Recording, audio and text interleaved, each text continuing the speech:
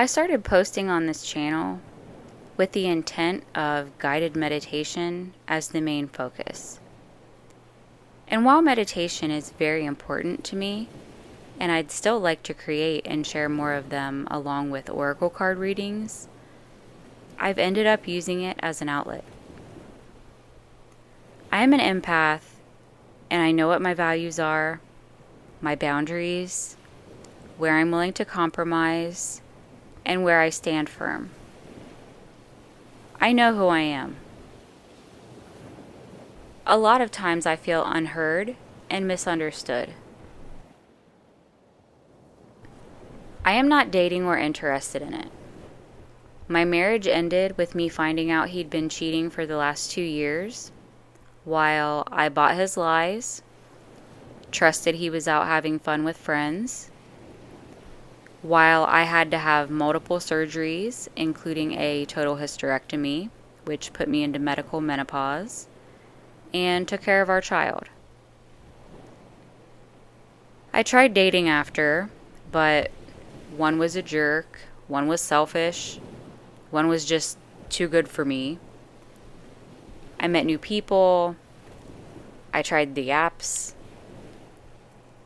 The last one, I'd known earlier in life, turned out to be fucking married and cheating on his wife with me, knowing what I had just gone through. In reality, I wasn't ready to date. I could be now that I've spent the last few years working on myself, but I have no use for a partner and prefer to protect my peace without that stress. Which, yes, I stretch my dollars and live in a single income home, but I live within my means and my child and I are both happy. Very shortly after the finding out the guy I hooked up with was married, I started therapy. I had one stupid and embarrassing meltdown in front of my child, and I knew my feelings are out of control. I knew that I had anxiety and had been having panic attacks, but I also found out that I had CPTSD, which was surprising, but also made a lot of sense, that my nervous system needed to be reset. I'm pretty level lately as far as my emotions. I temperature check with family and friends often to be sure I'm not out of control or reacting outlandishly to a situation. I take time before responding to rage or an instigation. I feel good. I love me. And I'm trying my absolute best to be a good parent and avoiding any creation of childhood trauma for her. To raise a child with the self-love and self-confidence that I didn't have until later in life that we all need.